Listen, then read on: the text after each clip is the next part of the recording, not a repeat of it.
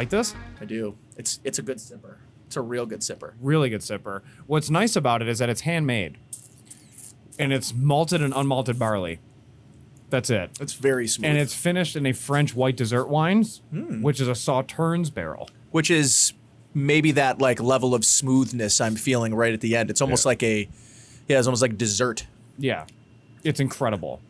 And it's 114 proof. Yeah, I mean, that's dangerous. Literally hair to dog. Yes. Hair to dog. Hair to dog. It's good for you. Good for you. Record, phones on silence. Yeah, I think we're good. Let's silence this shit. So what's the call for coaching? You like OC? What's going on? Oh, no. I am doing color commentary for so you're just calling the game? Sinclair Broadcasting Group. Yeah, we do Thursday Night Lights. We're going to do a special Saturday version, Frontier at Lockport, too. I pulled some strings for that. I'm like, I'm not doing any games unless we pull a Frontier game in here. Strings have been pulled. Strings have been pulled. That's freezing. That's good though. I'm curious to see because you've been calling games for a little bit now. This is my first year back after a couple of years off. Yeah, but I'm curious to see how that evolves because there's got to be some level of. Oh, the kid I'm with is 22. Yeah, he's the play-by-play guy. Okay, goes to Cuse, is in the broadcasting program there. He's good. So good. One of the most talented kids I've ever. How does it, dude? How do you know? Like number 14 on the tackle, and then you just have a roster. So like this week, so usually it happens Monday, but we couldn't yesterday. Meet with the coaches. They're going to tell us, we'll meet for a half hour, ask them a bunch of questions, like who's going to be around the ball defensively? Who's your key players offensively? Gives us those names, then gives us some good background information. Just like, and me, I'm just, talking during the game. I'm in between every play, just kind of like throwing some context to the play. And hey, that player coach was talking about him this week, said, he's a great in the classroom, but even better, blah, blah, blah. Just storytelling kind of. Yeah. But yeah, I mean, we want it to sound good and professional. But me and this Trey kid walked in week one, like we'd been working together for like 3 years. It was such a good vibe. He is really on his P's and Q's, just very precise. He goes to Cuse. I mean, I was like, so like, what do you got on tap, man? I'm like, you're good. And he's like, they fucking hate me at Cuse. Like nobody wants to like the ACC network I do some stuff with, but I'm like, yeah, don't worry. Keep doing this. Like the guys that were doing this for Buffalo last year, one of them is the play-by-play guy for Penn State football now. And the other one's like the color commentator for the Milwaukee Brewers. So it's Sinclair Broadcast Group. I mean, they're a big broadcasting company. Yeah, so that's awesome. Good for you, man. Pretty cool. Yeah, it's not too bad. Not too bad. So round 2. Yeah, you want to just, we can Geary, keep whatever we want in of that, but you want to just formally start this thing? It's officially started. It's officially round 2. We'll officially announce it. So, Nate, introduce yourself for those that missed round 1, which if you missed round 1, go back because it's amazing. We recorded it at Addie's. Go back. But yeah, I am Nate Geary. I do things with football as broadly as I can state it. It's a great description. It is a great description because, I'm multifaceted in this. I like to talk shit about football, particularly the Dolphins, which those Roosters couldn't come back to roost on me this week. Yeah. So hopefully the Bills win because I'm not sure I'm really prepared for Dolphins fans to. They're not that good, though. To make me eat crow. No. They're decent. They had one good quarter. Yeah. Really good quarter. Then like 6-7 other pretty mediocre quarters of football. Right. But it's football. It's just it's randomness. And that Dolphins-Ravens game to me was way more about the Ravens than it was the Dolphins. For sure. But Dolphins fans would argue otherwise. So I'm prepared for whatever the outcome is. It's annoying when they quantify it and they talk about the stats of what Tua accomplished during that game, and then they're throwing Marino's name in there. I do want to point out Mitch Trubisky had 6 touchdowns in a game once, and he is very obviously a franchise quarterback. So, Steelers fans will tell you that. Well, but all I keep hearing right now is that Tyreek and Jalen Waddle are the highest receiving options in the league. I'm like, actually, that's not true because Steph Diggs passed Jalen Waddle. But anyway, they're like the best two in the world now. And I'm like, just shut up because it's annoying. I mean, Waddle was good last year as a rookie. He set rookie records for receiving yards in a season, but had like a 5 yards a reception average. I mean, he was just a glorified screen guy. So the offense is much better this year. Mike McDaniel's a good coach. But What are your thoughts on him? He's such a nerd to me. He had a weird nerdy. intro on the plane He's when he nerdy. was calling everyone. Nerdy guy, no doubt. But he's kind of got some weird levels of swag to him. I was trying to think of actually the other day. I was trying to think of the Frontier high school equivalent of Mike McDaniel. Like who from Frontier would and the name. And I know you'll appreciate this. The name that sort of kept coming back to me was Tyler Thomas. Just, not really that cool, but cool enough. And now Tyler Thomas is pretty cool now. He's a rapper. Did you know that? He does a lot of things. He's pretty good. He does a lot of things. It's pretty good. Yeah, Low Life Podcast, Yeah. shout out. He's doing a lot. It's pretty good. Yeah. I was like, I came across it on like Facebook or something. He's pretty damn good. Yep, he won an award. Frontier alum, baby. Yeah, Frontier alum. Doing getting after things. We're doing things. And it's not heroin this time. No, right? It's success. We're shooting success. Yes. Yeah. The Mainlining success. do you remember your graduating class's motto? I don't think we had one. It was just like, don't go to jail. Yeah, we definitely didn't either then. Yes, we did. It was sarcasm. Our class motto was horrendous. Life's a garden. Life's a dig garden, it. dig it. I don't remember. From Joe Dirt. Nice. I mean, solid reference, though. It is, yeah. I mean, And now Mollies are back. So Mollies are so back. Mollies are so back. Mollies are as in as they've ever been. I don't just- like it, though. Here's No, me either. So Like, Cam Smith can rock it, Yeah. but, like, other than that, what are you doing? But that's leaning into your ugly. And I 100%. respect it. Like 100%. if you're ugly, don't have a standard haircut. Don't like try to get the fade and grow a beard. Like Right. mustache, mullet. Just be ugly and embrace it. Like good for you, I say. yeah. I just drove back from Connecticut and saw a dude cutting the grass with a push mower on a commercial strip plaza lot. And he's like by the main road. And Cut he's off got shirt, jeans. cut off shirt, jorts, molly with a mustache. Listen, not a care in the world. Awful lines. I don't want to say that was as predictable as it's ever been, but like, when you start a conversation with saw a guy in a commercial lot off the 90 mowing the lawn, I don't want to say that fitted description, but it fitted description. It did. Definitely did. Yeah, it is what it is. It's fine. So since round one, what has kind of occurred within your community work? Because for some odd reason, there's other human beings that say, who would do really well here? Nate Geary of WGR 550. So can you go over that? Because you were also in the that like marathon golf Yes. endeavor. And I'm really looking forward to doing that again next year. So I'll go over that one first. That's shorter. So Live Like Luca Foundation, a good buddy of mine, Bodge, his name is, his son, Luca, passed away a few years ago from the flu. Young kid, full of life, love sports, love golf, passed away. And his dad created this foundation, Live Like Luca, where they raise money for local sports fields. So inner city, they want to build a new baseball diamond, boom, they're going to do it. Great foundation to be a part of. We raised over $100,000 at Wanaka Country Club. It's called 100 holes. So some people did all 100 and they walked 100 holes from sunup to sundown. Damn. I did a relay team. I was the last leg of the relay. I did 18 and that was a haul. I don't really walk a lot, but literally starting October 1st, I'm starting a workout regimen where I'll be walking 2 to 3 miles a day and then ramping up little by little by little by little, because overall it's about 36 miles in one day walking. So I'm going to do all 100 next year. So I'm really looking forward to that. That'll be fun. We raised a lot of money last year. I kind of came on late, but I'm kind of turning once this fundraiser that I'm doing now, which is Real Men Wear Pink. And I did it last year, raised about $10,000 my first year. And I think I came in second or third place locally. And then we actually go against chapters across the entire country. It's the American Cancer Society. It's a big, giant organization, one of the largest cancer organizations and 401Cs in the country, or 501c3s in the country. So it's a great cause. And they approached me last year. Sal Capaccio at my station also does it. During the Bill season, during October, you'll see him in pink on the sidelines. It's the same organization that works with the NFL for a crucial catch and, wear pink month, right? We did it in high school. I mean, we wore pink like crazy during October. So they approached me. I was like, absolutely, had a blast doing it last year. But I was like, I'm coming in hard this year. Ryan Stang. You know Ryan Stang? It's a very familiar name, isn't it? It is. He's a Hamburg guy, owns Stang Insurance. He's a couple years older than us. I want to say he went to Frontier. He's a couple years older than us.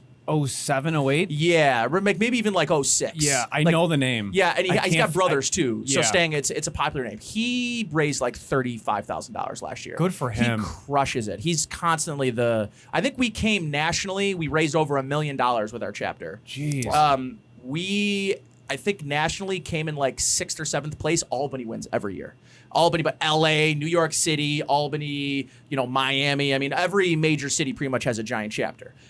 This year I decided, all right, like I'm going for $50K. I'm trying to raise $50,000 this month or this upcoming month in October. I need help. Like I need people to help me. So I started reaching out to people and I just had this idea, like I want to brew a beer. I want a beer. Mm-hmm. I love beer. I love Kolsch.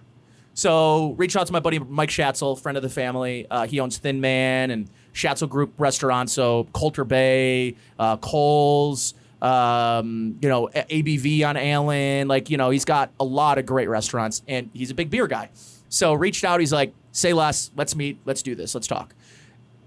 Thin Man, I mean, literally just took it. I mean, they took it. They said, like, let us handle this.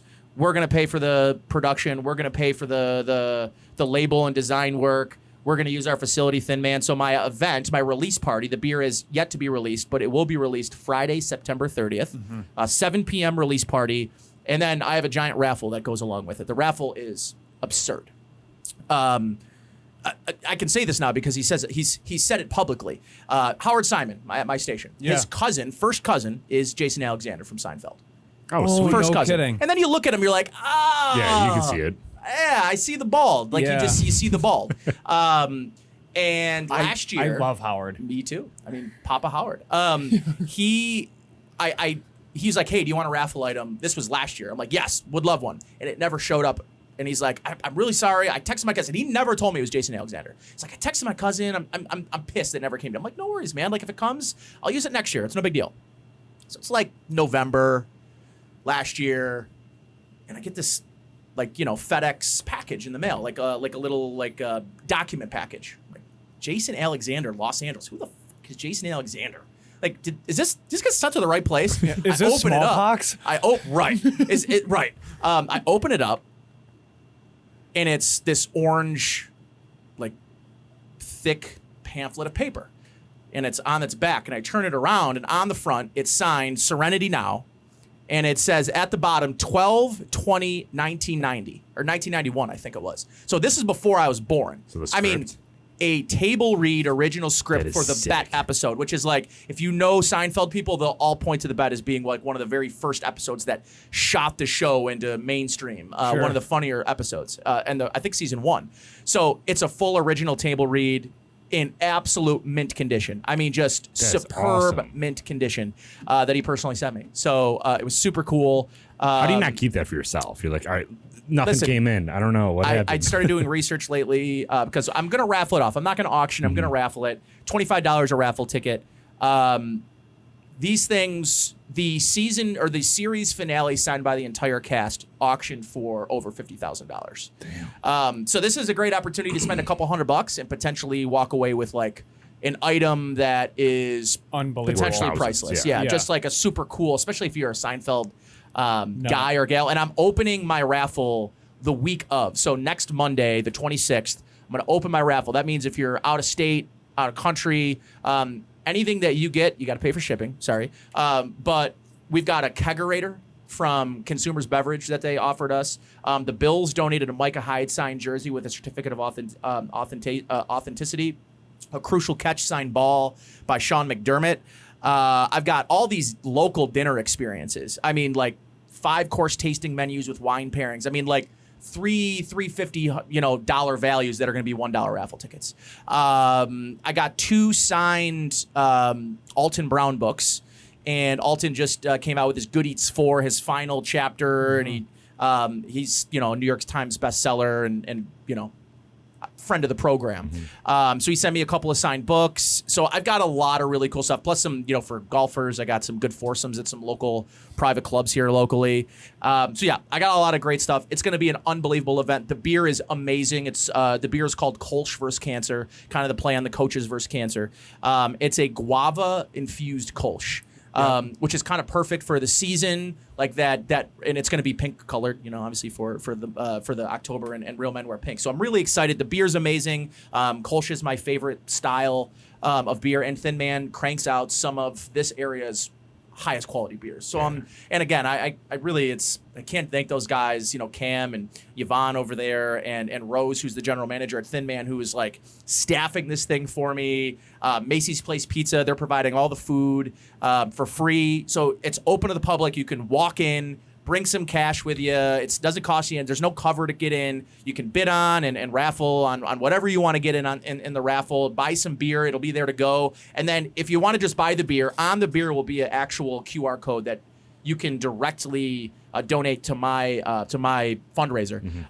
It's going to be available at all consumers beverages across Western New York. So you can get it retail. And if you're looking and you're out of state and you want to, just shoot me a DM on Twitter at Naked Sports. I'm happy to send you a 4-pack. That's sick. How much did you make, or how much did they make? Do you know? A lot. Yeah. And I'm pretty sure we got Wegmans to pick it up too. Wow. And they're regionalized Wegmans. So, and I gotta really hand it to consumers. Consumers got right behind it immediately. It was like consumers tried to buy us out of all of it. They were like, we want it all. Send us every can you have. We want to sell it. That's just unbelievable. Right. The owner's in West Seneca. Jimmy? Yeah. Kavanaugh? He lives in West Seneca. Great guy. We've golfed together at Wanaka Country Club. Guy's an absolute gem. Super down to earth. Guy's a gem. I'd tell it to his face. He's a shitty golfer. He's my cousin's neighbor. Fun fact. Let him know. Fun fact for this round two. I beat his ass at the Ganson this year, which is a member guest invite at Wanaka. I smoked that fool. What do you shoot? That day I shot a 74. Oh damn! But normally that's like my career high best. I was on one. It was kind of like me during the Lancaster game, except nobody dropped my passes. We can, if you want to talk about it, you can talk about it. But just remember, one of my closest friends who did help protect you as much as possible on the right side, David had his Josh Tingy or David? No, David had his lung collapse on a block. It was a crack block that was not called because remember the corner never called it. I think it was. Do you remember JV year Jake Benson? Yeah, in Jamestown. The concussion on the punt return. He caught a punt return. He's running down the thing, like 15-yard line, gets ear hole, just insanely. As pretty of an ear hole. Looking back, disgusting, but a very pretty hit. Unbelievably illegal now. His earpiece that was clipped into his helmet went from the 15-yard line into the middle of the end zone. Oh my God. He got up. No trainers came over. He got up, took his helmet off, ran to the side, went over the fence, and just immediately vomited. And everyone was like, that was sick. That was awesome. Yeah. And then our trainer was like, no, it's not. No, this is not cool. Yeah, he's literally concussed. He is concussed, and we need to take him to the hospital. He was out for 2 weeks. Yeah. He was Looking not back, well. he probably should have been out longer than that. But yeah, I've never seen an earpiece detach from a hit and then fly 20 yards, and it was unbelievable. That is crazy how more strict everyone is with injuries now. Yeah. Genuinely, it's just a level of care that people have now, which is wild that never happens. Yeah. But even in the NFL, everything now is just you touch this person wrong, you're get out because this could be. Look at Kelly and I. Look at our pre-developed brains were just beaten into submission, and here we are hosting podcasts because we can't do anything else. True. Correct. Very correct. Yeah, and then I twitch every once in a while, and then Derek's like, "You're still not okay." No, and you're like, "Oh, turn the heat off." Actually, the air conditioning's on. Sorry. Yeah. Relating to injuries, round one, you went over your insane concussion battle. Yeah. In round two, what is something else that we can talk about with your insane injuries and or life process that you've been dealing with and overcome? Sure. Good transition because we were talking about the Real Men Wear Pink. And part of the reason I'm doing this cancer fundraiser is I overcame a pretty short bout with cancer myself back in 2015. So to try to, encapsulate a pretty long story, I'll make it as short as possible. But it's really kind of a remarkable story, and hopefully one that will, like, if some dude out there is listening and is like, I've been worried about getting checked out, like, just go get checked out. Like, here's the thing about men is we're incredibly proud, and we're also, like, weird about things. Like, we will die before we go to the doctor. There'll be a growth on our chest and be like, it'll probably go away. Like, no, like, you should go get shit checked out. I fall under this category. But I also fall under this category, and then part of this is admitting that I wasn't okay, going and seeking help and not getting it. So that's part of this. But, so back in 2015, whatever, I'm 23 years old, so a young guy, right? Started getting this, like, really, like, almost like appendicitis pain in my gut. And, like, it lasted a couple of weeks, and I wasn't feeling great. And to kind of culminate this whole thing is I decided I'm finally going into the doctor. Just going to go to my, my standard, whatever they call that. What do they call it? Your general physician. Right, your general physician, right? So I go in. At the time, my general physician was, 2 feet and 9 fingers out the door on retirement. He was just like, yeah, give me an Advil, or, So I went in. I'm like, listen, doc, like, I got this pain. I'm like, man, he's like, my right nut fucking hurts, dude. Like, it hurts. So what prompted me to go in is my right nut's hurting. I got this pain. I'm like, all right, I'm 23. I probably got an STD. I'm going to go get a test. So go get a test. Negative. And I'm like, well, that's not good. I'm like, well, all right. I was almost hoping to see a positive test. And I'm like, okay, well, at least I know it's, I go get a, antibiotic and I'm good in a week. Yeah, a little cream. Right, yeah, a little cream. It'll rub that out. So I'm like, all right, I better go to the doctor. Go to the doctor. Yeah, you're fine. You're probably just having blah, blah, blah. And I was like, all right, doc. I mean, no, it doesn't feel great. Well, here's the antibiotic. All right, sure. Take the antibiotic. Couple of days later, I'm out at O'Neill's with a couple of buddies. Having a couple of drinks, have some wings. It's like 8, 9 o'clock, a Saturday night. Like, fellas, that's it for me. I'm sweating. You can see I just, like, wasn't chill. I was white, pale, sweating. Go home. At this time, I'm living with Brian Kimedowski. So I'm in Hamburg, go back, I'm laying down. I basically slept from 9 o'clock Saturday until 4 a.m. in the morning Monday. So in bed all day Sunday, didn't really move, watching movies, playing Xbox, whatever. Wake up around 4 a.m. Monday morning. And I woke up and I was completely drenched with sweat. I mean, like, I just jumped in a pool and then jumped in my bed. I'm like, whoo. I'm like, something ain't right. Like, no one's supposed to sweat like that. Mm-hmm. And the pain was absurd. So I'm like, calling my dad. Dad, we got to go to the emergency room. I think my appendix is about to burst. He's like, all right, well, let's, maybe we don't go to the emergency room. Let's go to immediate care. Let's go to sure. So he picks me up. We go to immediate care in Orchard Park. Closed. Not open until 9 a.m. Thank God. Because if I went there, who knows? I would just get pushed down the line again. So we end up going to Mercy, South Buffalo. Nick Kryzak. Beautiful mother. Maureen. Every concussion that I've woken up from, there she is. So I'm sitting in the bed. Every injury I've ever had, I go to Mercy, and she's like, everybody get out. Get 3 doctors in here. Let's diagnose this now. Because she's just a gem like that. So I go in, get testing done, all this shit. Doctor comes back. Your appendix fine, man. Like, you're fine. Maybe it's gastro, whatever. I'm like, I don't know, man. Like, I can shit fine. I'm good.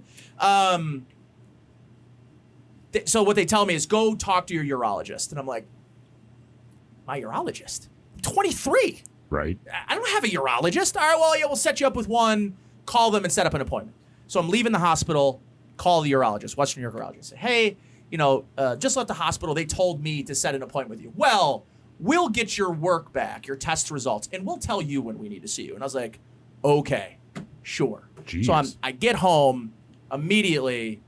Doctor calls me. Doctor says, Nate, I just saw your work at the hospital. I'm a physician over at Western New York Urology, but I'm a surgeon here at Mercy. I want to see you tomorrow morning. I was like, okay. Heart's racing at this right. point. Well, probably. I mean, I'm just like, okay, sure. Like, I'll see you tomorrow morning. Great. I'd love to get a resolution on this. So, sit in the weight room with my old man, DeBank, Dan Geary. I walk in, sit down, that whole nine, do my weight and, temperature, all that shit. And I sit down. Doctor comes in. Hey, Nate, Dr. Searider, pleasure to meet you. So what's been bothering you? I'm like, well, I've got some pain, blah, blah, blah. You have cancer. It's like, Jesus. I'm sorry? It's like, no. It's like, I got some kind of pain. He's like, no. He's like, you've got testicular cancer. And I'm like, what do you mean? I went to the doctor, had him do, he touched my funnies. I coughed. He said I was good. And he was like, all the doctors that were at Mercy aren't urologists. They were looking at the wrong things on your test results, on your MRI and your, what's the thing they put the gel and they rub on your shit? Yeah, I got one. It's a sonogram. Sonogram. I got one done too. Sonogram. On my notes. They're like, they just didn't know what they were looking at. Yeah. I do this for a living. I looked at your test results for 1 minute, and it was incredibly obvious. He's like, so we just got to book you for surgery in 2 weeks. I'm like, surgery? What? I'm just like, that's a lot, man. Like, you're just throwing a lot of stuff at me. And he's like, yeah, initial results. He's like, I'm going on vacation. I'm going to Disney World next week with my family. I want to do the surgery. We can wait 2 weeks. That should be no problem. We'll have our surgeon reach out to you and set up everything up. I'm like, okay. Boss man, Disney World or like me? What do you want here? I was like, okay, well, he's going to Disney World. It must not be that bad, right? So not to cut you off, but Derek's a hypochondriac. So you telling this story is now giving him the sweats. No, so no, now I'm he's fine. just I already texted my doctor. I'm good. Yeah. If you had a doctor tell you I'm going to Disney, then I'll do the surgery, you're like, you're going to cancel the trip immediately. No, I'd be fine. I'd be fine with that. Because, like he said, it must mean that things aren't that bad. When in reality, they probably are. But that's what I tricked my mind as. You and Autumn Leaf would be on the phone all week. Oh, yeah, 100%. Well, listen, this is where the story gets, more interesting. So I get home, how about this? I walk out the door. Dad's like, what's up? I'm like, I got cancer. He's like, it's like, what do you mean? I'm like, he's like, are you serious? I'm like, yeah, I've got cancer. That's what they're saying. That's what the doctors are saying. So like, what's next? I'm like, I don't know. Get home. So you can't, because I know DeBank. Yeah. So like, I'm sure he was the most perfect, wonderful human being and father in that moment because his son just told him, I have testicular cancer. Well, and if you know my sister, she's got 65 different health issues. Yes. Basically uninsurable at this point in her life. She's got like 15 different disorders. Diabetes, celiac, long COVID. What doesn't she have? You know? All the things. Yeah, right. So was he good in that moment? Yeah, I think he was probably more shocked by the news than I was of like originally getting it. But, I think he was also like, all right, well, like I'm not gonna try to like freak out. I'm gonna try to stay calm and whatever. And Geary's classic, great communicators, not awkward at all. Very good in the moment of crisis. You want a Geary around because they're really gonna talk you out of your death corner. By the way, I'm kidding. We're the worst. We're awkward people. We can't communicate well. You could be like, hey, we're getting divorced. You'd be like, okay. Good for you. When is that? So high five or did you sign it with 2 T's? Did you put your number afterwards? Like, what's that like? So I get home immediately. I'm gonna call my boss. I'm like, listen, I'm gonna be out of work. I've got testicular cancer and I'm gonna get surgery. So I'm on the phone with my boss. Oh man, it's terrible. Blah blah blah. And I get a call. Answer the call. It's Dr. Searider. Nate. We need to book your surgery for Friday. It's Tuesday. It's Valentine's Day. It's Tuesday, Valentine's Day. It says, can't wait. We got to book you Tuesday. Your whatever, the blood work came back. Your numbers are through the roof. We can't, in good faith, I can't have you wait 2 weeks for me to get back. He's like, I got my mentor, guy that taught me everything I know. He's going to fly in, do the surgery for you. Damn. I'm like, wow. That seems like a lot. Is everything good? He's like, yeah, it's just like, I wouldn't want to wait around and let this thing spread because testicular cancer, and if you remember, and if you've ever watched the documentary, I had the exact same germ type cancer, different stage. Lance Armstrong had stage 3, I had stage 2. Stage 3 means it has spread to essentially every part of your body. And because of the blood flow in the area, it's pumping back to your heart, it's pumping to your extremities, and it's incredibly close to lymph nodes. So he's like, we're not going to know until we remove it. Yeah. I'm like, okay. So I get in on Friday, prep for surgery. They're like, you want a prosthetic? I'm like, oh, we're removing the whole thing. Like, you guys aren't just like cutting out the cancer. You're X-naying my nut. I'm like, yeah. I was like, wow. I mean, just more information being thrown at me, at every turn. Minutes before. Right. So they're like, yeah, we're going to remove it. Do you want a prosthetic? I'm like, hell yeah. I'm like, that's cool. Like they'll call me Bionic Nut or something. They'll call me. Wake up a couple hours later out of surgery, and I end up a couple weeks later going to my follow-ups, and that's really where I started like my Roswell follow-up. At this point, I didn't even meet my oncologist until post-surgery. So they removed it. Luckily, like 3 days after they removed it, all of my markers pretty much normalized, meaning it didn't spread and I don't have cancer in my body anymore, which was, a giant relief. So I get to Roswell, meet my oncologist, is a renowned oncologist for breast cancer, testicular, and like a couple of other specific kinds of cancer. And he's like, okay, here's our two choices. We can go chemo or chemo and radiation.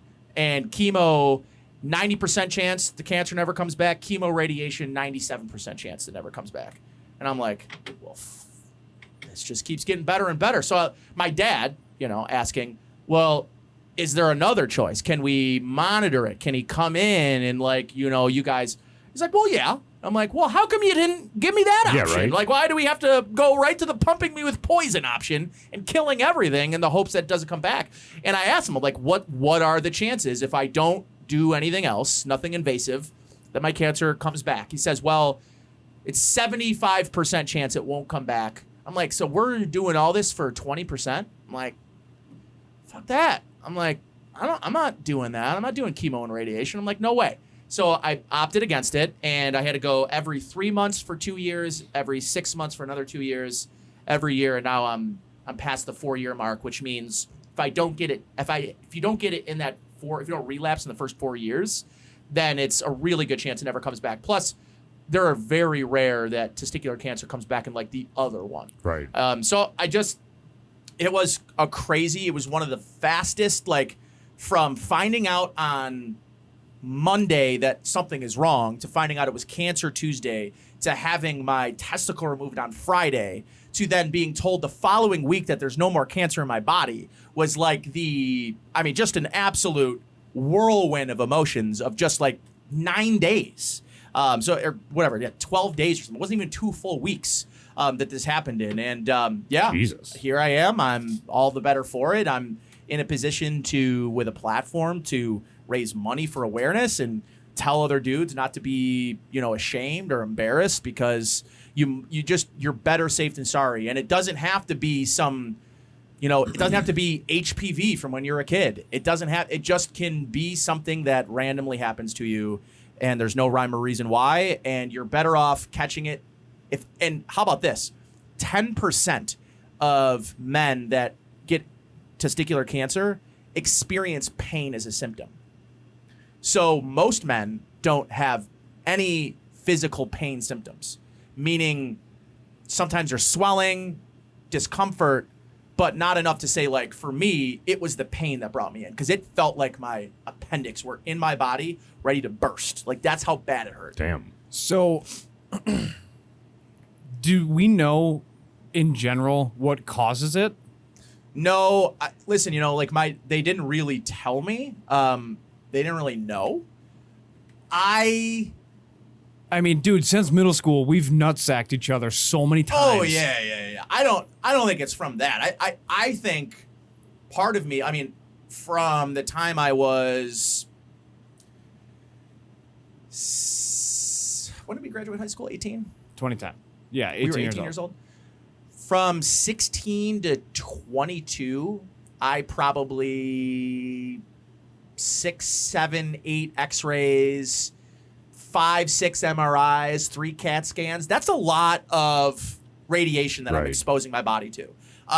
This is me hypothesizing. I don't know, because I was never told what like the actual cause of it was. But that is more testing than a lot of people go through, and more than they would suggest is the healthy amount of gamma rays to be exposed to. Sure. So I kind of like back in my mind because I didn't have HPV. Like I checked, like I went through the whole screening process. It was nothing like sexually transmitted disease related. It was freak of nature. And like Lance Armstrong, one of the healthiest, most insane athletes in the world. Now, here's the crazy part. You should watch the documentary. It's unbelievable. He should have died while he was doping. He was taking blood that had more oxygen in it. Yes. Yeah. And he was pumping it through the rest of his body. Yeah. So he was essentially. But it was his blood, wasn't it? Yes, but he's essentially escalating the spread by removing the blood of your body, doping, putting it back into your body, and now you have more oxygen. Therefore, you have more like foreign substances in your blood. Sure. Therefore, your white blood cells are starting to attack, and that's for those that don't like really understand cancer, it's your body misinforming itself on what they're attacking healthy blood cells. Yeah, because cancer is it's essentially autoimmune. Yeah, well, right, but by definition, it's an uncontrollable growth of cells. Yes. So, I mean, dude, Crazy. Crazy. And there's so many, like to your point, there's so many concussions in your past. I mean, it's just who knows, right? Yeah. And broken bones. I had like 3 X-rays in a matter of like 6 weeks in college when I broke my ankle. Here's a crazy story that you literally were not awake for. There was a play against Hamburg. Yeah, I would have been dead. And you got sacked, and the outside linebacker that I picked up on the block, it was supposed to be it was the one out 10 of Vic backside.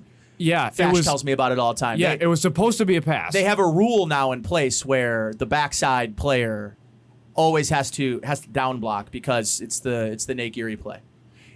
Dude, I'm literally blocking the outside linebacker, and I got my hands on the inside, and I'm holding him, and I have him off the ground because I'm starting to drive him back. He was a smaller kid.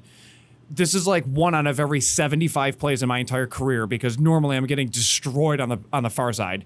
And I got you. He stops. He looks at me and he's like, "Your quarterback is down." And I'm like, "Funny, I'm not going to let up on this play." And he's like, "No, bro, like literally he's not moving." And I'm literally holding him and I'm like, "Wait, are you serious?" And I'm holding him still. He's like, "Yeah, like I'm not." Like, he's like, "Dude, look." And he literally just stopped. And I turn around and Nate's just on the floor. And I just look, and then I look at him and he goes, "He got hit backside hard." And I'm like, okay, we lost that game, which drove me insane because that's when they started the game by doing that like center field nonsense. Terrible weather. It was the worst weather. It was late October, 40 degrees. It rained all day. The field was a mess. It was bad. Like that was such a bad play. It was 2-banger. So what happened is I got wrapped up, and as I was being wrapped up and brought back, like just get slammed on the ground, somebody came in with a shoulder, hit the side of my helmet. And then as I'm going back, I can't brace for the fall, and my head just smacks the back of my head against, so just out cold. I woke up, which is a joke amongst our friends, but our trainer was named Tim at the time. So all my friends are like, Tim? That was me when I woke up. But woke up, they're unscrewing my face mask. And I remember parts of it. I remember the face mask getting unscrewed. But the one thing I remember is being strapped to the board, getting, brought to the ambulance. And I'm in the ambulance, completely immobilized, feeling claustrophobic as hell, soaking wet and muddy in my equipment, helmet on with no face mask. And I'm like, I'm going to puke. Like, guys, I got to throw up. So I'm in the ambulance, and they tip me, and I'm immobilized, and I'm just, like just vomiting. And it was just, and then here's the best part. Here's something I remember. My dad's in the ambulance with me. They're like, which way are we going to take? Because they took me to Buff Gen. No, they took me ECMC. And at the time, they had the Skyway completely, it was all like the little bumps because they were redoing the pavement. So they're like, we'll take the Skyway. And I just remember being a thing like this. And my dad's like, what the fuck is this? He's like, he's going to throw up again. He's got a concussion and we're going over 100 speed bumps. Dan Geary's, irrational at this point. The most Nate Geary ride. What a night. Yeah, what a night that was. Can't be smooth. No. So they legitimately changed the blocking scheme because of that play. Yeah. Man. Yeah. So do you look at shit like happened last night and be like, do you want to throw up again? Scary as hell. Because, that's somewhat similar to what you went through. It's just like being immobilized. I've been carried off in a stretcher. It's just not It is just a moment of helplessness and like feeling strapped down, can't move. They don't want you to move. You got to be immobilized because if you have a neck injury, that's what they're always worried about, right? Like that's why you have a precaution. You take Dean Jackson, you take Micah Hyde to the hospital because you're worried that there's, a Kevin Everett situation playing out. Thank you. I couldn't remember his name. They moved him. The Tennessee Titans player rolled him at the end of that play. That was stupid. Yeah, and listen, but they didn't know what's going on. And the thing is, luckily, and right away you see him like slamming the ground, and he was in pain, and like that movement was crucial because in that moment, if he's motionless, geez, that could have just been talk about a damper on what ended up being a very amazing night there. At Highmark, like that just would have, put a real damper on the game and, like the season. Yeah. Well, that was a weird game to begin with. I mean, the opening kickoff, some dude went down. Yep. So yeah, right. ACL. Because we have turf, that has to play grass surface in the new stadium. Yeah. I'm so excited for that. It's gonna like roll and stuff, grass. right? I hate grass. Yeah. Yeah, but dude, from an injury standpoint, I know it's more maintenance. Yeah, it's more maintenance, but I don't know if you knew this. It rains quite a bit here in Western New York. Well, yeah, you look at the Philly game last night and you're like, their field looks terrible. How about that Chicago game? Oh my God, yeah. Chicago, San Fran. That was... You can't even see the lines anymore. They were doing... Like, they were sliding on their chest after the game. That was... Yeah, that would be my only concern. And like last year, every home game was rainy last year. I mean, we got blessed. I mean, the rain came early in the day. That was beautiful September weather at the end of that game last night. And it's officially across the street. Yeah. Yeah. So... ECC. Rip. That field sucks anyways. That's where it's going, where their field is? Yeah. What are they going to do? They're going to move their field? Like, do they still play football at ECC? They do. Yeah. And a bunch of dudes go there to increase their GPA, and then they go to Auburn after 2 seasons. So, funny story, Buff State, Dave Natura, speaking of Dave, our freshman year, our JV team played Alfred State's JV team. They had 2 Division I SEC players, one that went to Alabama, one that went to South Carolina. And, they stuck me with the backup offensive line. And in that game, the other quarterback and I were splitting every 2 series because it's JV. And freshman year, it was like the first JV game of the year. Second series, he tries to put his head down to, get a couple extra yards. Goes off. He broke his neck putting his head down in that game. And I had to play the rest of the game. We didn't know he broke his neck at the time, but I played the rest of the game. And I think I have there's a picture on my Facebook of me taking the hit that ended up, the kid that ended up going to Bama. I mean, fully just lifting me, like in the picture, it's like mid-lift, and you could tell he's right about to just absolutely take me to lunch. Yeah. I will say this about myself. Triple option taught me how to take a hit. Yes, it did. Triple option taught me how to take a hit. I remember after my first game, Will North, Coach Sheffield was my quarterback's coach. After that game, and it's funny, Will North, my college roommate and the guy that I played football with at Buff State, he was on that Will North team. And he told me they had this defensive end who was, been on the spectrum, and he was kind of crazy. And his whole goal in that game, you hit the quarterback every single time. Doesn't matter if he has the ball, you hit him. That game, I basically was hit on every single play, and Schuster's just running. We blew them out. Dude, we blew them out. Gordon Gronkowski's youngest. Yes, Glenn. Who played at K-State. Yeah, we crushed him on a kickoff. Yeah. Because they did not stand a chance. We smoked that team. Smoked them. They were very good the next year. They were. And then very good and then Glenn ended up going to Kent State. Yep, Kansas State. Thank you. Kansas and then State, this college meal plan? Whoo! Bro, it's called steroids. This kid was literally like breakfast, lunch, and dinner. Yeah, like 180 pounds. Played in high fullback school. at like 6'4", 180 pounds, soaking wet. Yeah, we obliterated him on special teams, and then he goes to college, and then he goes to the league. 6'4", 260. Damn. Then he goes to the NFL. Yeah, I'm like, in the NFL what? for 2 years. What is going on? He's a Gronk. Whatever. He's a Gronkowski. That's right. They Late eat bloomer. steroids. Yeah. Well, it's good for you. It's fine. Rob Gronkowski ended up going to that the Thurman Thomas camp that we ended up enjoying. That's right. Yes. And by the way, I did not tell you this. I went to Mike Shope's. He had this fantasy draft for charity, and the charity they were benefiting was Thurman's. Okay. So I'm talking to Thurman. I'm like, Thurman, you remember your old, because if you remember, that year was his first one he ever did, the Thurman Thomas Football Academy. Oh yeah, he's like, I was the first year. He goes, you and Mike Kelly. Thurman Thomas remembers Mike Kelly from 2008. He hated me. because but loved you at the same time. yeah, there was a lot of veracity in that camp. Yeah. Mike was like teeing off on people in a padless high school player development camp. Correct. In an indoor arena. Sounds about right. And At Mike St. is Louis. just absolutely cleaning guys' clocks. That was my only pick six on you. You Well, yeah, thought I mean- you thought that you could get the ball over my head, and that was the only time in my life I could jump.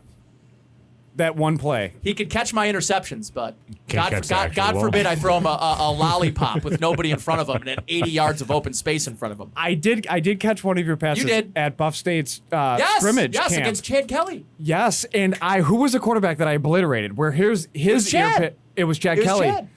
I hit Chad Kelly He so smoked hard. Chad Kelly. I hit Chad Kelly so hard in that scrimmage, his ear pad left his helmet. The concussion that might have unscrewed a couple of screws upstairs, which maybe. So if you think about it through osmosis, Mike Kelly's probably most at You're the fault reason for the behind it. downfall of Yeah, Chad Kelly. and Where is he now? He's gone? he's out of the league, I believe. Yeah, I think he's in real estate or something. And then really? who was the kid that went to UB that ended up going to who was it? The Colts? He was another quarterback from UB. Did we play at that camp? No. Just in general. There was another kid from UB Licata. that yeah, you're Licata, right. he went to Cincinnati. Not in the league anymore? He was undrafted. He was like, he did a couple training camps. Then he's coach at UB. No, he's back at Will South. He's head coach at Will South. Gotcha. Oh, that's okay. cool. So what's up with Dorsey? What are your thoughts on Ken Dorsey? Dude, I love this Guy's a offense. stud. He is a stud. Guy's a stud. I was saying this yesterday. He is bringing just a uniqueness to an offense that he has changed really no principles of the offense. What he's done is changed the staging, right? So he is, yesterday on the Reggie Gilliam touchdown, first touchdown of the game, it's 22 personnel. They're passing out of 22, two running backs, 2 tight ends. They never did that last year. They ran 11 almost exclusively. 1 tight end, 1 running back. They had 2 tight ends on the active game day roster last year. They didn't really start playing Reggie Gilliam until late in the season last year. So they're throwing out of traditional run looks. They're throwing out of traditional run looks. They're running out of traditional pass looks. They're every play. They got, even when Gabe Davis is healthy, they're bringing in Jay Kumro. They're bringing in Jamison Crowder. They're bringing in James Cook. They've got pieces, and they're bringing him in. They're disguising things pre to post snap, and yeah, he took something that's great, and he's evolving it into something that's much less predictable. He's evolved it into something that's really hard to defend. And listen, if it's not broke, don't fix it. You got Josh Allen. He was on that headset for 4 years listening to Brian Dable call plays. I was never concerned about Ken Dorsey. There were people, no NFL team has ever won a Super Bowl with a first-time play caller at offensive coordinator. So the odds are against him, right? Odds are against him, but I'm not sure you've ever come across a situation like this where you've got a guy that's been in the system, understands it, was the quarterback's coach, helped in that development of this player, and knows him more intimately than anybody else that you're bringing in off the street would have known. Don't you have a relationship with him somehow? Ken? Yeah. We played some golf together. He was a member at the time, Briarwood. It's now Cloverbank Country Club. Yep. I had the second tee time out every single morning. Him, it was Dorsey. They had the first tee time out every morning. 5:55 every morning. I had the 6:03 tee time every morning. It was, I want to say Chad O'Shea, but that's not right. It was, he went to the quarterback's coach that played with him went to New York with Dable, and then Chad Hall. They all played in the morning a bunch during the summer, and then, they would fizzle off the closer it got to football season. So, in passing, we knew each other just because we would, I'd be bombing 300-yard drives into there. They're like, yo, chill out, young gun. No, that would never happen. What are your thoughts on James Cook in the whole running back room? Because I'm looking at him, and it's kind of underwhelming, but it's only a 2-game sample size, so you can't really make too much out of it. I think that run yesterday towards the end of the game was important. Needed to get a little confidence. It's tough as a running back in a pass-first offense. They threw 21 consecutive times yesterday. Yeah. This team passes to win. I want to see more Devin Singletary, personally. Yeah, me too. I want to see him come off the field way less. I know that they don't like to feature backs. Zach Moss doesn't do it for me. He just doesn't do it for me. He just doesn't have the juice. And he's supposed to be that bruiser, but he gets tackled easily, too. Yeah. So it's not... And he doesn't fall down. and he fumbles. He doesn't fall forward. Like Singletary guarantee he's making the first guy miss regardless. Yeah. Guaranteed. Yeah. The aggravation though with him is that sometimes like mid-season he stops trying. It seems like he's not has that much passion. They've done everything they could possibly do to rip the RB1 roll away from him, and he just always finds ways to keep it. And like, I want to see him with the ball in his hand. Like, I want to see him. I want to see Les Moss, and I want to see them now that there's a little confidence rolling with James Cook after the fumble on his first touch. Get him involved. I want to see him involved in the pass game. I don't want to see Zach Moss ever have 6 catches in a game again like he did in the opener. Right. Just nah. He had 6 catches for 12 yards. Even in not to cut you off, Derek, I'm sorry. Even in training camp, you can tell that the footwork with Cook was ridiculous. Yeah. Even when last night they split him out and he just got into his stance, I'm like, you could tell his footwork is just ridiculous. He's Even a guy by that looks stance. like a receiver. Yes, and then with Devin Singletary in training camp, he came on and he ran like 3 plays, and it was such a difference between him and Zach Moss. It was obvious. Different juice levels. Yes, and then I seen him, and I'm like, I can't get over how big he is. His legs are ungodly large for him, like his frame. Huge.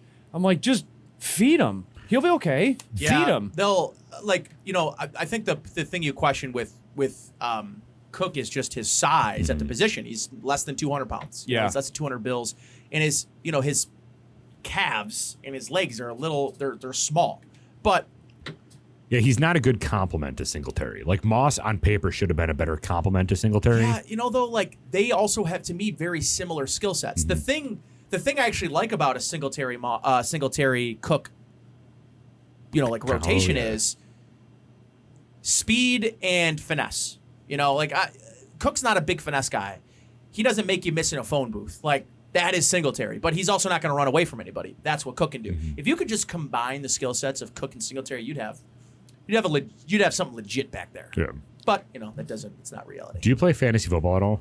Oh my God, he lives for it. Silly question. Yes. Silly question. Well, this kid doesn't, which bothers me so much. Really? He is so against gambling because somehow the state's going to get money back. It's this is a backyard league. It doesn't work like that. How much did I lose yesterday? I've got 2 separate betting platforms. I'm on Caesar Sportsbook, so I'll spend money on some prop bets, on some game totals, so on and so forth. Then I use Underdog, which is probably turning into one of my favorite apps. It's just basically like rival bets. You can say like Josh Allen versus Tannehill, who's going to have more this, and then you got Pick'ems, where it's just basically like prop bets. So, the prop bet for Devin Singletary was under 46.5 rushing yards. I hammered the over on like 5 different parlays and lost them all because he had 19 freaking yards. Right. And then I've got 6 dynasty leagues, 2 redraft leagues, and I've got approximately 6 other best ball leagues, which is essentially like I can draft them and then not check it because whoever has the best scores that week gets totaled in. So I don't have to mess with my lineups. And tell him the longest tenured league. There is some conjecture about the tenure. I know I'm right. This was going our junior year of high school. So it's Dude, this is obnoxious. 16 years, 15 years, 16 years. The same people. Same people. All of us hate each other. Just the contempt for each other is unbelievable. Like Labor Day Monday. I didn't even tell you the story. So we lost. Who did we lose this year? Colucci? Which Colucci? No, Louis Wagner. We lost Louis Wagner. Okay. Because Matt Colucci was in our league, and then Louis Wagner took over for him, and Louis just was an absentee owner. So we decided to replace him with Zach Cummer. And Zach Cummer's not a fantasy football guy, admittedly. He said he wasn't. He comes over for the draft on Monday. We're all giving Cummer shit, as is tradition. He drafts just an abomination of a team. like reaching for guys, and every pick that Zach gets up, he's just picking a guy that he could have picked 5 rounds later. Sure. Gotta play ADP, bro.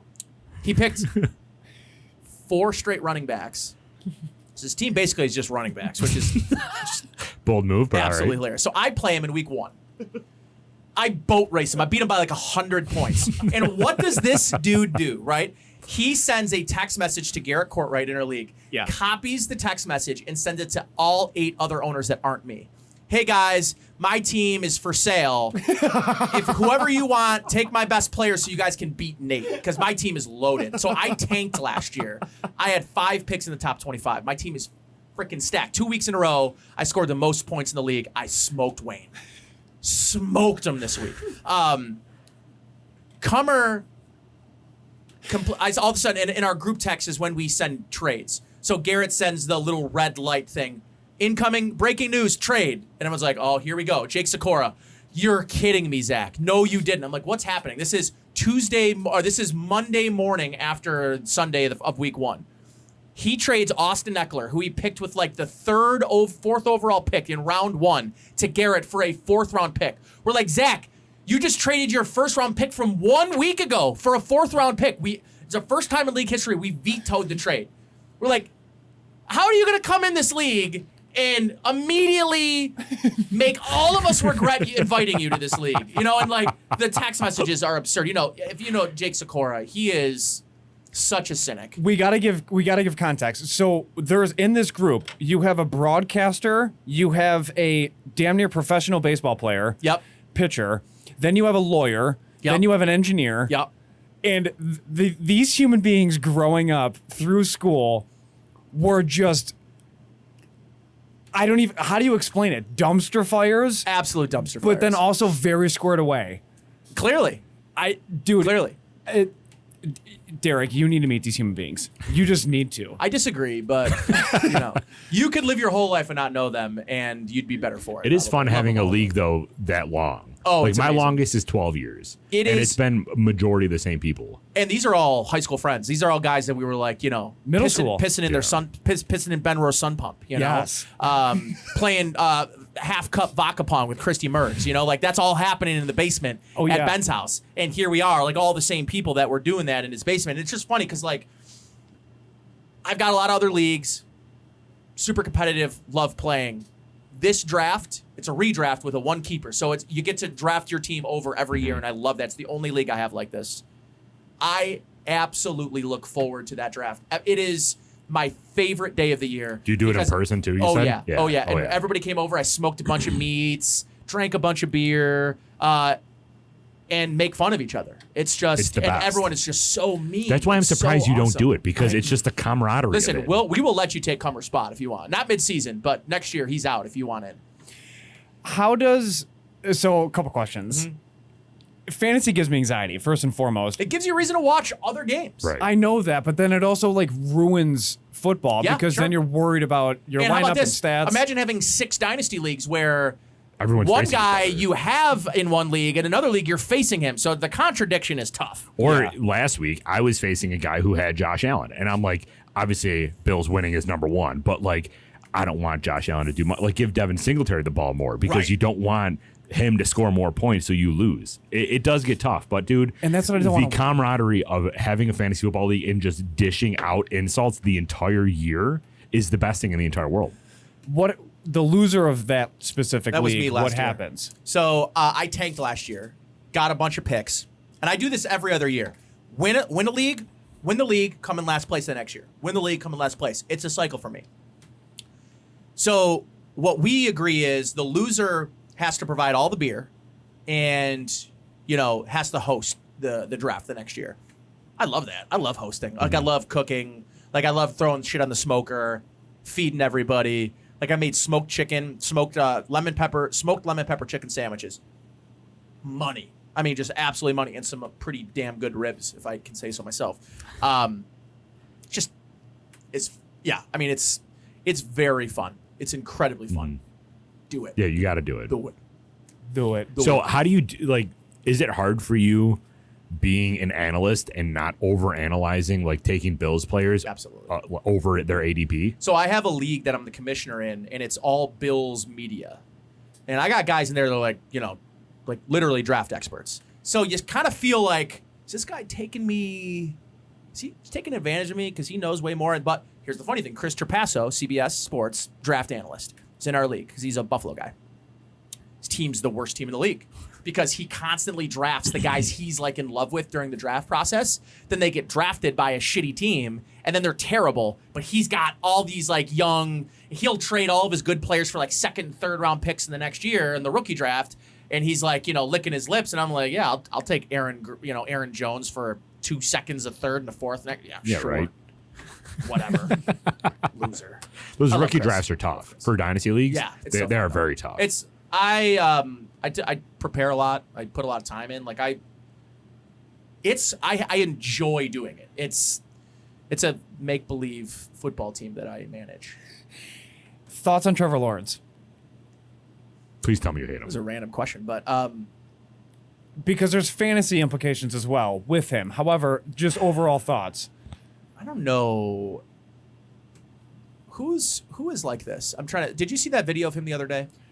His hype up video. Hype up. Hey guys, let's go. Play with some swag. Let's play with some swag, fellas. See you on the field. See you at the beach later. Yeah, I mean, as uninspiring as it gets, but he's interesting to me. He came into the league as like the can't miss next Andrew Luck. Had the worst season of any rookie quarterback, in my opinion, last year. Mm-hmm. Also had Urban Meyer, who is just... By the way, I don't know if you watch any college football. I'm a huge Clemson fan. So at College Game Day last week at Nebraska, Fox Sports, which he's part of the broadcast, which is, by the way, very weird because that's Reggie Bush, Matt Leinart, and Brady Quinn, which is like maybe the biggest Brady Quinn fan of all time. Matt Leinart. And USC, correct. The Bush push will live in infamy forever for me. The Nebraska fans are, we want Urban. We want Urban. I'm like, have you people watched any football? Christ. Like, you don't want Urban Meyer. I digress. Yeah, I don't know what to make of Lawrence. I think he's probably going to be much better this year. I mean, he's looked a lot better. He looked great last week. I don't know, though. He is a guy that came into the league so polished. There's not like a ton of room to grow. Where like you have a guy like Josh Allen, and these are unicorns, but a guy like Josh Allen who is unrefined and unpolished as it gets, but has all of the tools, right? Jamarcus Russell, same thing, all the tools. The thing that I think you're finding in the NFL now is there is far more emphasis on what's happening up here. It's hard to evaluate. Mm-hmm. It's hard to know if the guy is going to be Jamarcus Russell or if he's going to be Josh Allen. And Josh Allen's Josh Allen, not because I firmly believe this. He's not Josh Allen because of Stephon Diggs. He's not Josh Allen because of Brian Dable. He's not Josh Allen because of the Bills. I mean, I shouldn't say that. He came to a great situation, and the team supported him, gave him the tools he needed to succeed 100%. That matters. You can't teach desire. You can't teach. There are the 1% of athletes, the Bradys, sorry for a lack of a better reference, but like the Mark McGuires and Barry Bonds, they took steroids. But the Michael Jordans, these Kobe Bryants, the LeBron James, the 0.1% of athletes that are built within their DNA. Like, that guy's going to be the greatest at what he does, and he won't sleep until he is. That's hard to uncover in interviews, right? Like, you want to believe that that guy is going to stick out to you like a sore thumb. Sometimes they don't. Josh Allen impressed people. The thing I kept hearing during the draft process was that dude gets to the grease board, and he is as impressive between the ears, understanding of coverages in football at this level. And yeah, he's not polished, and yeah, he's got a 58% completion percentage, and yeah, he, crumbled in big games against big programs. But he's not. Tanner Gentry is on the practice squad and was his number one receiver at Wyoming. And no one else is getting drafted out of that program. So I think about it this way: he got to a great situation, but you can't teach, you can't develop the intangible of wanting to be great, and Josh Allen has that. I don't know. It feels like I don't know Trevor Lawrence enough to say that like he does or doesn't have that trait. He was great at Clemson. But it feels like this is probably who he is. And if this is who he is, he'll be a top 15 quarterback for his entire career. Is he going to win a Super Bowl? Probably not. Unless he changes franchises. I don't think that'll ever happen, though. I think he's locked into Jacksonville. Well, they spent a stupid amount of money on Christian Kirk, which is their number one wide receiver. I don't hate Jacksonville. And they shouldn't have drafted ETN. James Robinson is a more than capable running back. They should have used a different draft capital on getting them a number one wide receiver. We agree though that we're happy they did because we probably are taking ETN. That's very true. 100%. I love Greg Rousseau. Yeah. Oh yeah. 100%. Love that. Yeah. I mean, he is just a freak of nature, and the sack he had yesterday, lining up at 3-tech and pushing an NFL guard, not a tackle, a guard, and sacked him through him. I mean, him and Phillips just switched positions. That was nuts. Randomly. That Phillips sack where he Leslie literally Frazier. switched, that was nuts. Sexy. Oh, yeah. Sexy. Very good. That's wild that he hasn't gotten a head coaching job. Well, it's interesting listening to Sale talk about it because he's like, there's no reason other than age of why he's not a head coach. Yeah, but yeah, I mean that's probably right. I mean, the only thing with Ken him, Dorsey will be here a year or two. The only thing with him, you have to realize, and correct me if I'm wrong, but this whole league is going offensive minded. Yeah. They don't really want to bring in a defensive minded head coach because look at the league. You can't do that But there's outside ebbs of and McDermott. flows, Yeah. right? Like, sure. You'll have 1 year where you get a lot, last year, you get Matt Eberflus, the defensive coordinator for the Colts, gets the Bears job. Sean McDermott, right? Defensive coach. The thing with McDermott is McDermott surrounded himself with really good coaches, really good coordinators, and Dable obviously. But year one they had what's his name? The offensive coordinator. Oh God. For the Bills, McDermott's first year. Yeah, the Tyrod year, 2016, No idea. 2017. Sleepy Joe would have it, or Sneaky Joe. I know Joe. it. I'll be in my car on the ride home and I'll be like, "That's it." Yep. Yeah, I envision his face, which is even worse. Yeah, look it up. This is God. what I do during my podcast. So my Friday night podcast, Food for Thought. Me and my co-host Bruce would be like, "Oh, what's that?" I'd be like, "He's like, are you Googling live on air again?" Yeah. Got it. I like to be right. Because you got to figure it out. I like to be right. Yeah, absolutely. So Greg Roman? No, after Greg Roman. I got Brian Dable, Greg Roman, Ken Dorsey, Alex Van Pelt, Kevin Gilbride, Nathaniel Hackett, Hold on. Jim Ringo. Phones are out. Bills offensive coordinator. They fired him after Rick 1 year. Dennison? Rick Dennison! There you go. Rick Dennison! I'll say that in my dreams tonight. Dennison! Fuck. I knew that too. We do look scary, though, this year. Yeah, I mean, the first quarter, we have to polish the first quarter. Both games weren't very good first second quarter. But, man, we made some good we made some good adjustments at halftime. That is the key. That is the litmus test of a good coordinator. Yeah. You can so far, the first 2 drives, 2 touchdowns start the season. I like to judge the coach less about the first 10 plays because those are scripted. You're going into the week saying, this is what we're expecting based on what the film we've watched. Here's the 10 plays we're going to come out with. Go down the field, score. It's how you adjust the rest of the game, how you come out of halftime. That was one of the biggest complaints with me with Dable, is sometimes it just didn't appear like they were moving off of the script. Right. Correct. And then it would take till the fourth quarter, they'd go 3 and out 3 straight times to start the third quarter, and you're like, where's the adjustment? Like, where's it coming? And then eventually what happened, Dorsey's not wasting any time. He comes out, they look like a new team in the second half. And that I think has been the biggest litmus test for how good he could be or is right now. You really think he's only here for a year or two? Yeah.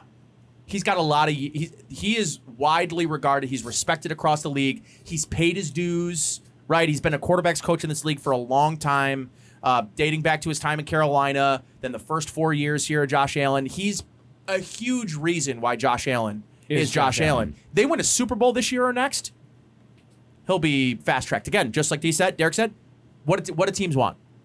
Offensive coaches. Here's the thing. Don't underestimate the pedigree of being a former player, and especially being a former player as decorated as Ken Dorsey is. True. If the Bills win a Super Bowl within 3 years, I don't think any Bills fan is going to care what coordinator changes occur because the city's going to be burned down to the ground anyways. Yeah.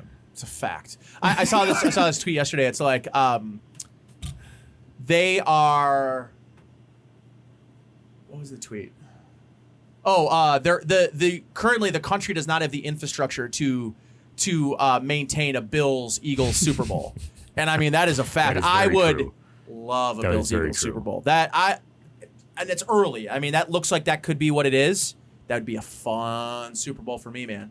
I like the Eagles a lot. So what is Jalen Hurts looks crazy. Awesome. I mean, he has that Josh Allen characteristic where you have no idea. He's very unpredictable. Every single year since his senior year of high school. And we were just talking earlier today. You get rid of A.J. Brown, which is the worst decision Tennessee Titans could have ever made, and you provide Jalen Hurts with that. And now it's easy. He's got A.J. Brown, and on the other side, he's got the Devontae Smith. And Dallas Goedert. Yeah. What do you realistically think our Super Bowl window is? So we paid Knox. Mm-hmm. We kind of gave Poyer a bonus. Yeah. And what do you think? Are we re-signing Gabe Davis? What's our Super Bowl window here? So Gabe Davis has got another year in his rookie deal. So that's probably if it happens, it would be next year. Here's the thing, right? So they just in good faith did this thing. They converted and created some more incentives. Another $1.5 million in incentives for Poyer. Is probably going to hit those incentives based on his first 2 games. Mm-hmm. The Poyer decision is going to got to be the toughest decision that this franchise has ever faced. Because do you pay a safety that's in his early 30s? He certainly looks like he's entering his prime, not in the twilight. So maybe they pay Poyer, but there's only so much money. Here's the great part. The TV deals, especially the Amazon deal, influx of cash, the salary cap's going to keep jumping up. Mm-hmm. So that helps the Bills in this cause. Here's the other thing that helps the Bills. Josh Allen being locked up in a deal right now, they know the number they're working off of. And on top of that, already it looks like a bargain and hasn't even kicked in yet. He's still on his 5th-year option. Right. So his contract hasn't even kicked in yet, and Kyler Murray's already making more money than he is. Lamar's going to make, whatever. Deshaun Watson's making more money than he is. Russell Wilson's making more money than he is. Derek Carr's making more money than he is. And there's Mahomes, there's Allen, the 2 best quarterbacks in the league saying, yeah, we could have gotten those deals, but we took hometown discounts because we want to win football games. And we're good with $200 million because we're going to win a couple Super Bowls. Damn, I didn't get 220. And think about this. Lamar's going to get crazy money. Herbert's going to get crazy. Rodgers making more. Herbert's going to get crazy money. Burrow's going to get crazy money. So in a year from now, we'll see. If a year from now, we have some Allen's good young contract is going to be, it's a bargain right now, but it's going to look like, Walmart bargain bin type of deal within a year or two. Burrows may or may not get money because I don't know if he's going to be around after taking 15 sacks in 2 weeks. There's got to be some That's the give. biggest concern is you bring in that entire new offensive line and they do worse than last year. That is shocking. Mm-hmm. Yeah. I feel bad for Joe. Yeah. I do. A lot of it, I was watching Baldy breakdowns. Baldy was talking about Brian Baldinger, who, by the way, have you ever seen Baldy's finger on TV? So Brian Baldinger played offensive line in the league for a long time. Oh, no. Oh, it kicks left. Yeah. And it just sits like break this. a couple times. It sits like this. Yeah, it's a lineman. His hand up. Yeah, it just broke 500 times.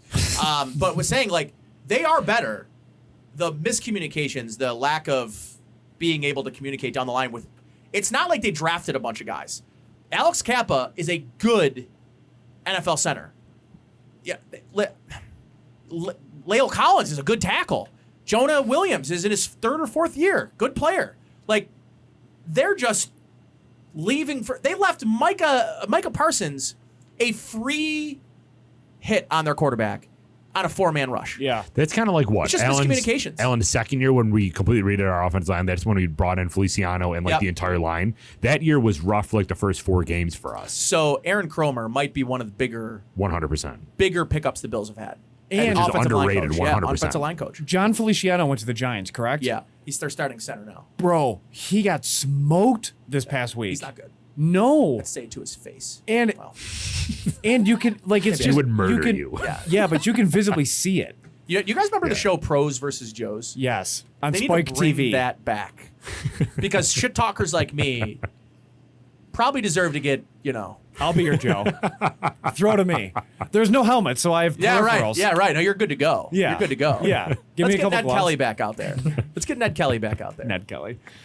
Unbelievable. So I asked Mike this last week, and I would love to hear your thoughts on this. What is your realistic expectation this year of we have to reach this or else we failed? Is it Super Bowl? Because everyone's making it Super Bowl. It is. Yeah, like I said, I mean, they're in this window. They've got some guys that get to some decisions down the line. This feels like it has to be the year because regardless of who they end up re-signing, this is probably the last year this defense has Edmonds, Poyer, Hyde as its core group. Plus, Oliver's going to be up for contract next year. Are you good letting Edmonds go? I've got a contrarian opinion about Edmonds. I think Edmonds is great. Yesterday showed it. The greatest linebackers can't function when they've got NFL offensive linemen getting to the second level unencumbered, right?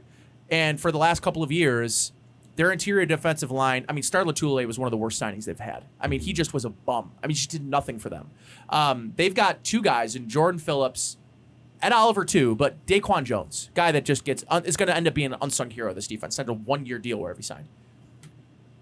They have two double-team candidates in the middle. That means you are not, those guards, NFL guards aren't getting, and you see yesterday, both linebackers balled. Mm-hmm. Why? They're free and clear to get downhill untouched. And that is such a big difference. It doesn't matter how good, Ray Lewis, great linebacker. All of them, maybe the best of all time. You will struggle. What did he have in front of him? Some of the best interior defensive line. Tony Saragusa. I mean, the guy took up 3 blockers, right? Yeah, he was gigundous. Those guards can't get to the second level. That means they get an extra second to diagnose the play, get downhill, or bail under their zones. And yesterday you saw Edmonds flying downhill. 1.9 yards a carry for Derrick Henry. To me, it's no coincidence that they've revamped the interior part of their defensive line. Now these linebackers get to roam. They get to get downhill. They're not getting consumed by guards who are getting to the second level and creating creases in the defense. So I like Edmonds more than the common fan does. There is very equally as many criticisms of him that are very well warranted. What he does, very few players at his position in the league can He do. just needs to shoot gaps He's better. a unicorn. Yeah. He needs to stop over pursuing. He struggles shedding blocks. Yes, he does. So how do you unlock Tremaine Edmonds? Have good interior defensive line play in front Yeah, of that's him. true. And they're unlocking him. I mean, he's going to have a Pro Bowl level year this year. He's also very widely respected, like in league circles. You heard Robert Saleh last year, 1 of 1.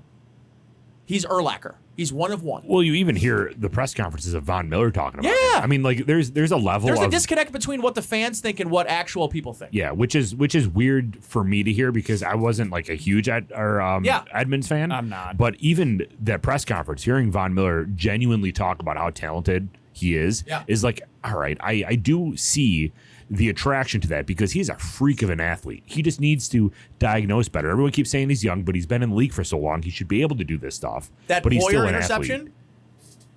where he gets the original tip and then Hyde tips it again, that's the play we should see more of. 100%. Because he's got that length Yeah, that 100%. not a lot of guys in his position have. No, he's got the wingspan of like bald eagles. Yeah. It's like, dude, use Multiple. it. Yeah, use Multiple it for ball Christ's eagles. sake. Yeah, and Milano is his perfect yin to the yang. Right before love you that. Perfect parked, into the yang. right before you parked, we literally had like a 6-minute discussion Yeah. about how I would let So good. Milano have my kids. Yeah. Inseminate your wife. Yes. Yeah. Milano, walk. You know, he's actually beautiful. quite small. He is quite he is. small. I met him at My Cousin Vintage in the city, and I was like, "What's up, bro?"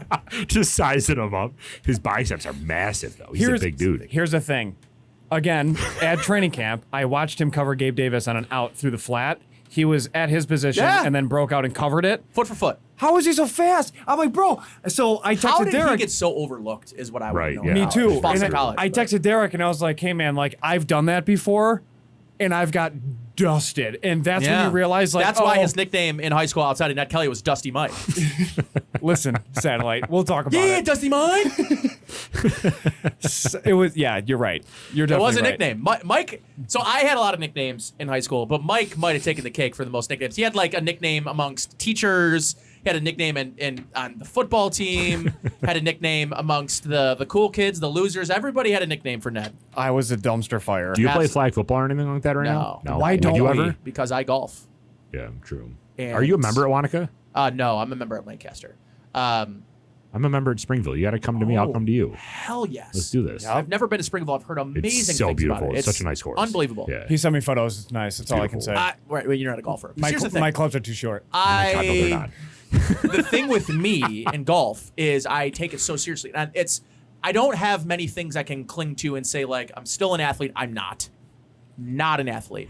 The last thing I want to do at flag football is tear an ACL, break an ankle, and then miss out on golf season. That's what my cousin did. We played flag football for a charity event at Hilbert, the college we went to. He ran a route. He twisted to run like an out, tore his ACL, was out, and he doesn't do anything now except for disc golf because he just can't do it. And Sal Capaccio plays on a team, and guess who his quarterback is? Mike Chuckla. Don't say his name. And listen, I like Mike. He was my backup, and that just, all growing up. He was my backup. He went to Franny's. I went to Frontier. All I wanted to do as a kid was go to St. Francis to play football. All my little league buddies, they all went to Franny's, and I got to lowly had to deal with this kid. I had to go to Frontier and deal with Ned Kelly instead of going and play for a premier program. And here I am talking about it instead of playing it. I'd still be playing. I'd be in the league, the indoor league. Different college for sure. Yeah, maybe, but like they do well too. Like him and Steve Walzak, they all play on that team. Really? And they were like, "Do you want to come on the team?" And I'm like, "Yeah, but I'm throwing. Like, Right. I ain't going to go run routes. I'm useless to you if I'm running routes. Useless. I'm not a smoker, but I need a smoke break. You don't want me around unless I'm throwing the football. Right. I got nothing. And frankly, I haven't thrown a football like in a situation where I'm leading, throwing with anticipation, and since the Hamburg Hornets days. Yeah. Semi-pro, baby. Semi-pro. Go Hornet Nation! Talk about it. Did I convince you to try to come play with that team? You tried. It didn't work out. I convinced a couple of people. In a little while, I had a solid little team put together, and then everybody bailed. But I put together the whole thing decent little team. dissolved. Well, yeah, they ended up playing multiple years after I decided not to play. But I put together a squad. I was Yeah, Tony McCosey. I had Matt Rieger. Yeah. Travis Sipis. I had some people, but everybody bailed. How's UB looking? No? Okay. What happened? They lost the Holy Cross School of the Blind. I'm just kidding. We're going to Boston this weekend, and I'm like, Thursday night we're going to go to a bar and watch West Seneca West versus St. Mary's School for the Blind. It's the Browns versus the Steelers, and it's just going to be a disaster. Dumpster fire. It's bad. The primetime slate this week is very bad. It's bad. Yeah, it's funny too because, like, when I was like, maybe not willing to give up the game, and then I gave up the game, wanted it back, gave up the game, wanted it back, and then I got into like talking about football and doing what I do now, and if I had a son right now, would I let him play football? Sure. I'd much rather him play golf. Right. And thinking back when I was a kid, I just loved football so much, and that love has led me to doing what I do. So I will always say, and I think football teaches you principles of life than any other sport. The adversity, the facing fears, here's the one thing, and I think you'll appreciate this more than anybody. The thing that I picked up way too late was my end of my junior year when I was still playing safety was the not give a fuck factor. Right. Which is you just throw your body at shit full speed and hope for the best. And like I was so like timid and reserved, like, ooh, that guy's big. Like when I figured that out, the not give a fuck factor, it was a different game. But that's hard to teach. You kind of have to learn it yourself. I just wish that I had sort of learned it from a defensive perspective earlier, because it would have unlocked some things for me. And it did towards the end of my junior year. I was playing some of the best defensive back that I'd played in my life. And then senior year, we had Andy Lavulis, and Jimmy May as my backup quarterback, so JV quarterback, and Andy, who had never really played quarterback. So it was like, Nate, if you go down, we have no chance whatsoever. So you're not playing both ways. Yeah. I played both ways my whole life. But it's the thing, that not give a fuck factor is absolutely transferable to everything you do in life, right? Yeah, the it's mind just does way go crazy do things. it Yeah. and not care about the consequences. If you want to do something you love, just go do it. And it's just so many applicable things to your everyday real manhood life or, galhood. And I'm like we play with Mia Wagner in Little League. She's a badass. And you know what? She's probably not the gal she is if she doesn't play football. There are just intrinsic lessons that you learn playing football that you can't pick up in other sports. So if my kid wanted to play, I'd probably never push my kid. But if my kid played, I'd make it miserable. I would say, if you're playing, I'm going to be the worst. Mm-hmm. And you're going to practice after practice. You're going to do the things that my dad wanted me to do. And I'm going to push the shit out of you. So if you want to play, be ready for that. If not, if you don't want that, then don't play football. Mm-hmm. Play golf. Play golf. And be signed by LIV Golf when you're in high school. And hang out with me and play golf and get your ass kicked until you're old enough to beat me, and then that's that, Yeah. What do you think about LIV Golf? I hate it. Do you? Yeah, I think it's a joke. Thank you for asking the question. You're welcome. Let me expand on that. It's probably less about the political thing to me. Blood money's blood money. But so brazenly taking and creating a league around sports washing, which is, using sports to try to, counteract all of the terrible things the Saudi government has done to women, to gays, to everyone, right? So for me, but, the PGA has Saudi-backed sponsors too. So, Right. It's a little bit of, glass house, but at the same time, I, in one way, can respect an athlete for saying, this is generational wealth. I'm taking the money. See you later. And one guy has said that. Right. Everyone else is, well, it's the schedule. I want to play less golf. Everyone that said they want to play less golf is currently suing the PGA to play more golf. Right. You're full of shit. You took the money, so take the money and say you're taking the money. I'll respect you for it. If someone offered me $100 million to play golf and leave the PGA, I'd do it in a second. I'm not a hypocrite. Right. I would do it. But I would at least be transparent in that the reason I am doing this is so that my family is set for life. And it never has to worry about paying for college, never has to worry about... I will support that. I don't agree with it. It would be a moral conflict for myself, but I would do it for the money. It's a lot of money. If it was a U.S.-based It's a company joke. that backed it, would it be different? Yes. Yeah. Yeah, it's a Because joke. The to league's me- a joke. It's 54 holes. They're suing the PGA to force them into the world golf ranking. Right, yeah. And the world standard is 72 holes of golf for a tournament. They're 54. Just from a competitive advantage, That's true. they don't deserve to be in the world golf rankings. Now, that's going to cost people the ability to play in majors because you have to have a certain world golf ranking if you don't have a lifetime exemption or a multi-year exemption from winning a major. Like Phil has a 10-year exemption to play in the PGA because he won the PGA 2 years ago. He should get to play in the PGA. That's fine. But I'm good with the majors saying, screw those guys. I agree that there's great golfers playing in LIV. Mm-hmm. Cam Smith's one of my favorite players. I hate DJ. I've never been a DJ fan, but he's a damn good golfer. Screw Bryson. I mean, Bryson Yeah, is... he's a tool. In terms of athletes, thank God he left the PGA because he just was such a... And same with Brooks.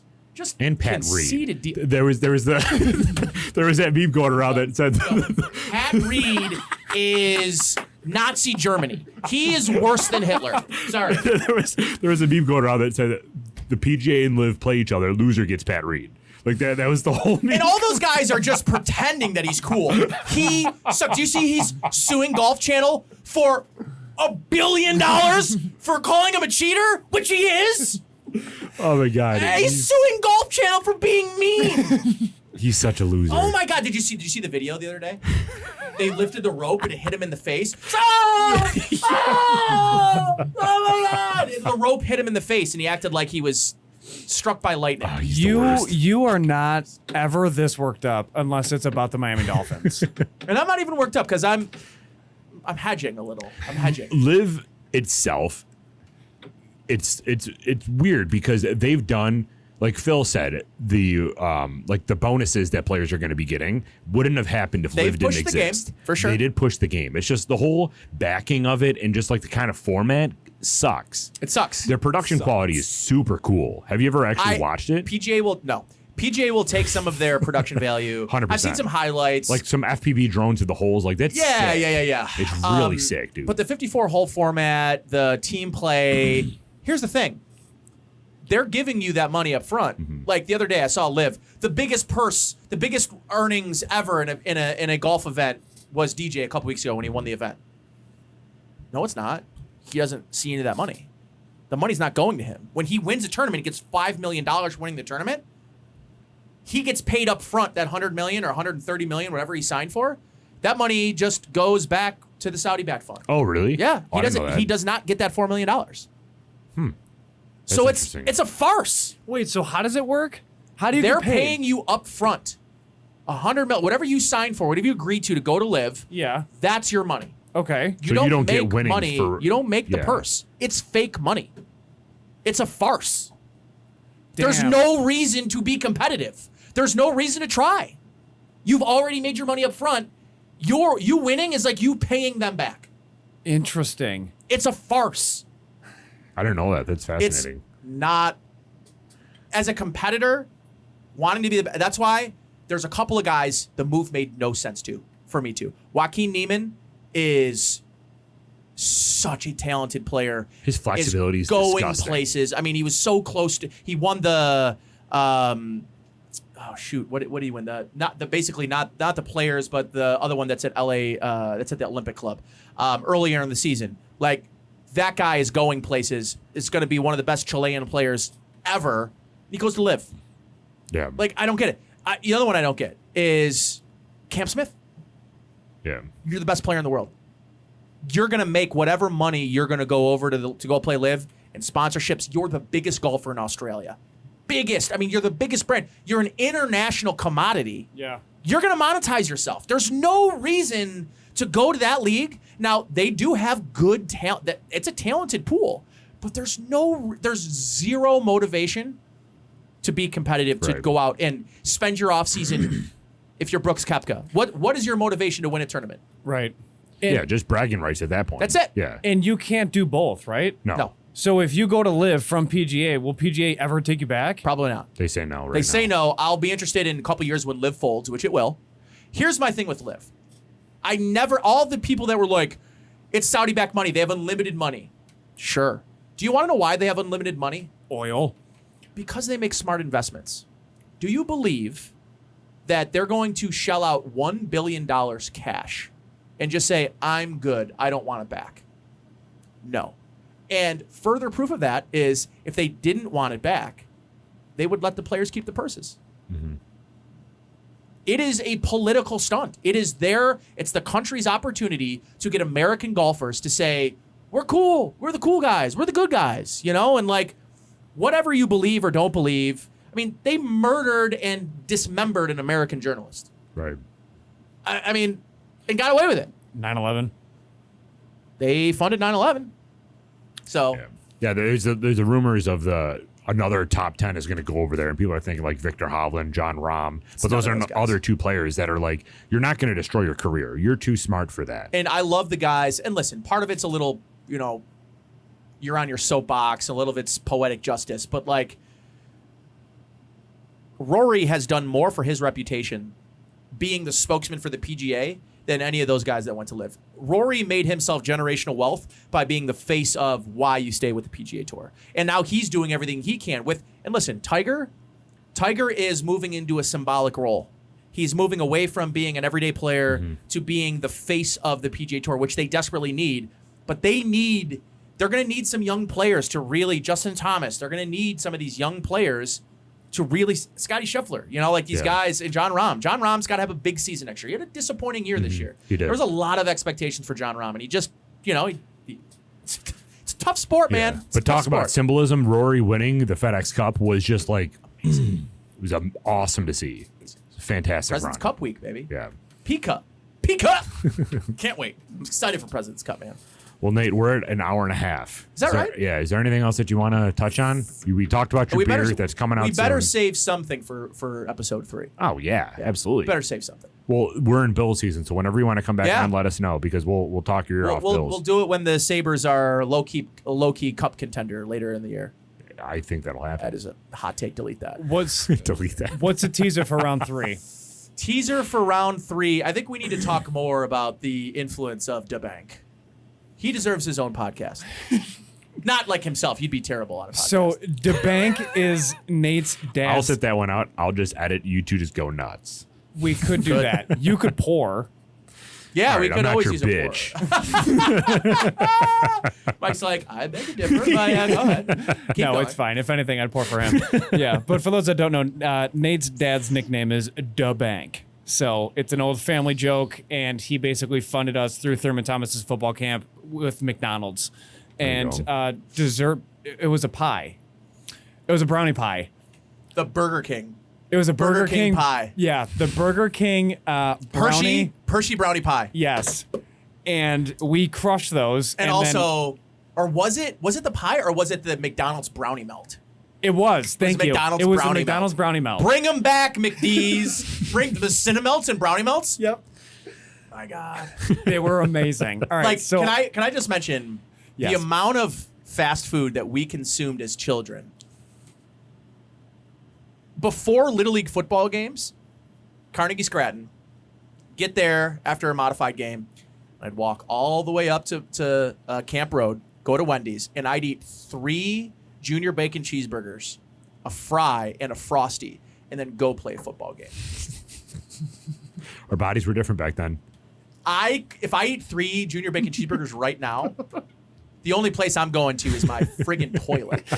and then bed. Yeah. Yeah. Yes. Yeah, like I can't, like when I golf, I need to go on an empty stomach because otherwise, like I'm like, oh God, that piece of bacon is real. Yeah, it's messing up my swing. Oh. You know, I'm like moving in slow motion like a big, giant, fat, worthless piece of it. So yeah, episode 3. Well, I got some things. I got some things back into bank. Cool. Love it. Well, Thanks for Nate, having thank me, you so boys. much for your time. Appreciate Thank it. Check him out on his As podcast, all of his social media. Nate, WGR 550 Nate. What is it? On Twitter? Yeah. Nate Geary Sports on Twitter. It's as generic as it gets. Love it. Shout out from Tom Brady, though. He said, does Nate even play sports? Yeah, Tom, well, joke's on you. You're getting divorced. Yeah, right. Things are falling apart at home, Tom. How's it feel? Yeah. Yeah. Allegedly getting divorced. We'll see. Thanks, Nate. We'll see you next time. Thank you.